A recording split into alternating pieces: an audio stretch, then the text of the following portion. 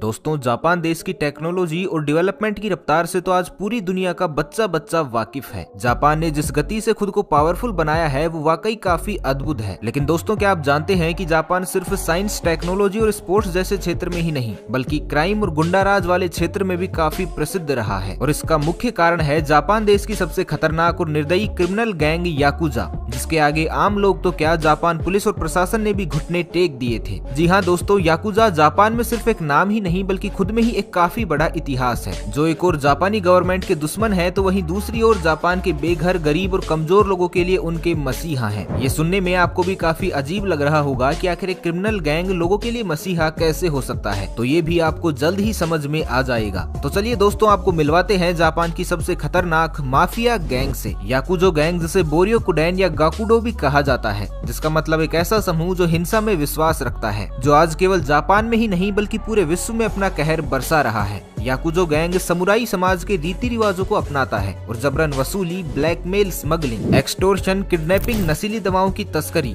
जुआ, death traps, human trafficking और भी कई अन्य तरह के गैर कानूनी रैकेट्स चलाता है। और केवल इतना ही नहीं, याकुजा गैंग कई रेस्टोरेंट, ट्रैवल एजेंसी, फैक्ट्रीज और बड़े बड़े बिजनेसेस को भी मुख्य रूप से कंट्रोल करता है। ये समूह दुनिया भर में अनगिनत इलीगल एक्टिविटीज में शामिल है। पर दोस्तों, ऐसा भी नहीं है कि ये गैंग ऐसे ही बस मजे के लिए और लोगों को परेशान करने के लिए ऐसा करता है, बल्कि इसके पीछे एक बहुत बड़ी वजह है जिसे सुनकर शायद आप भी चौंक जाएंगे। दरअसल याकुजा गैंग का अस्तित्व 1910 में शुरू हुआ था और इसके सारे मेंबर्स जापान की सबसे लो कास्ट बुराकुमिन से बिलोंग करते हैं। और उस समय चूंकि जापान देश उतना विकसित नहीं था और तब जापान में भी कास्ट को लेकर काफी भेदभाव किया जाता था, इसलिए बुराकुमिन जाति के लोगों को कोई भी काम नहीं देता था और उन्हें काफी बेइज्जत भी किया जाता था। ना तो इन लोगों के पास रहने के लिए घर होता था और ना ही खाने के लिए 2 वक्त की रोटी। दोस्तों, जब बात पेट पालने की हो तो इंसान सही गलत, अच्छा बुरा सब कुछ भूल जाता है और यही हुआ बुराकुमिन जाति के लोगों के साथ भी। सबसे पहले तो ये ग्रुप 2 हिस्सों में बट गया, जिनका नाम टेकिया और बैकुटो रखा गया। टेकिया ग्रुप के लोग छोटी मोटी चोरी कर पहले तो कुछ ऐसे सामान जमा किए करते थे जिन्हें वो शहर के बड़े मेलों में लोगों को बेच पाए, लेकिन इन लोगों के लो कास्ट से होने के कारण इन्हें कई बार तो अपना स्टॉल मेले में लगाने ही नहीं दिया जाता था और इनके सामान को लो ग्रेड गुड्स में गिना जाता था। इसलिए फिर धीरे धीरे ये लोग एक होकर जोर जबरदस्ती और धोखाधड़ी से लोगों को अपना सामान बेचने लगे। वहीं दूसरी ओर बैकुटो ग्रुप के लोग सूनी, वीरान और खंडर जैसी जगहों पर जुआ खेलकर पैसे कमाते थे और फिर देखते ही देखते इस ग्रुप के लोगों ने ड्रग्स और नशीली दवाओं का भी धंधा करना शुरू कर दिया। इस तरह जब दोनों ही ग्रुप टेकिया और बैकुटो इन कामों में आगे बढ़ने लगी तो फिर दोनों ग्रुप्स ने आपस में हाथ मिला लिया और अपना खुद का एक सिंगल माफिया गैंग बना दिया, जिसका नाम रखा याकुजा। फिर धीरे धीरे ये गैंग क्राइम वर्ल्ड में भी अपने पैर पसारता चला गया, जिसके बाद आज जापान गवर्नमेंट से लेकर हर कोई इनसे डरता है। लेकिन जितना भयानक इस ग्रुप का कामकाज है, उससे भी ज्यादा खतरनाक और अजीबोगरीब इस ग्रुप की प्रथाएं भी हैं, जिनके बारे में सुनकर आपके होशो हवास उड़ जाएंगे। कहा जाता है कि अगर किसी भी व्यक्ति को याकुजा गैंग का मेंबर बनना है तो उसे अपने पूरे के पूरे शरीर पर बैम्बू स्टिक से टैटू गुदवाना पड़ेगा, जिसे इरेजुमी भी कहा जाता है। ये टैटू याकुजा के मेंबर्स की निशानी होती है,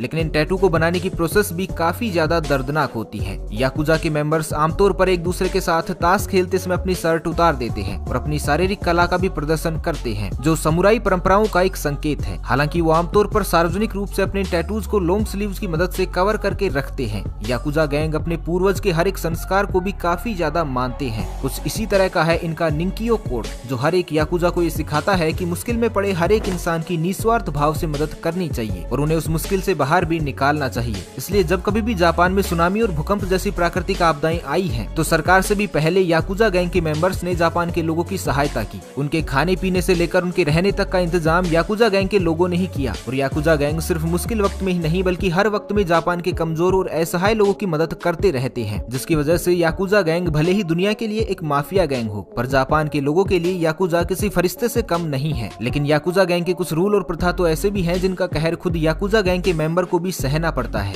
दोस्तों, जरा एक पल के लिए सोचिए कि अगर आपको अपनी गलती का भुगतान करने के लिए या अपने मेंटर या अपने टीचर के प्रति अपनी वफादारी को सिद्ध करने के लिए आपको अपनी एक उंगली काट कर देनी हो, तो क्या आप ऐसा करेंगे? जैसे कभी एकलव्य ने अपने गुरु द्रोणाचार्य को अपना अंगूठा काट कर दे दिया था। अब आप भले ही ऐसा करें या ना करें, पर जो भी व्यक्ति याकुजा गैंग में नया नया भर्ती होता है और अगर उससे कभी भी कोई गलती होती है तो उसे अपने गैंग के सरताज को अपनी एक उंगली काट बनाकर उसे अल्कोहल में डुबाकर उन्हें देनी पड़ती है। जो भी व्यक्ति इस गैंग में नया नया भर्ती होता है उसे कोबुन यानी कि बच्चा बोला जाता है और उस गैंग के लीडर को ओयाबुन यानी कि बच्चे का पालन पोषण करने वाला। ये प्रथा कई इटालियन माफिया भी याकुजा से प्रेरित होकर अपना चुके हैं। दोस्तों यहाँ एक कोबुन और ओयाबुन का संबंध औपचारिक रूप से साकी नामक एक जापानी मदिरा पीने से होता है। साकी के औपचारिक बंटवारे से एक कोबुन और ओयाबुन का रिश्ता और भी ज्यादा मजबूत होता है, जिसमें कोबुन के कप में साकी की मात्रा उसके ओयाबुन के कप में मौजूद साकी की मात्रा से कम होती है। पर ये रस्म केवल याकुजा गैंग में ही नहीं बल्कि ये आमतौर पर पारंपरिक जापानी शिंटो समाज में भी निभाई जाती है और ये रिश्तों में भरोसे और भाईचारे की एक नई नींव को स्थापित भी करती है। इन सब के अलावा याकुजा जापान के मीडिया और कल्चर में भी कई अलग अलग तरह के रूपों में बरसों से रहा है। जापान की फिल्म इंडस्ट्री के अंदर फिल्म की अपनी शैली का निर्माण करते हुए याकुजा का चित्रण मुख्य रूप से दो कैरेक्टर्स के रूप में किया जाता है। उन्हें या तो सम्मानित व्यक्ति जो समाज के लिए निस्वार्थ भाव से अपनी जिम्मेदारी उठाता है, या उन्हें अपराधियों के रूप में चित्रित किया जाता है जो अपने गैंग को बड़ा बनाने और चलाने के लिए भय और हिंसा का उपयोग करते हैं। Battle without honour and humanity और डेड और अलाइव जैसी फिल्में कुछ सदस्यों को हिंसक अपराधियों के रूप में दिखाती हैं, जिसमें हिंसा पर ध्यान केंद्रित किया जाता है,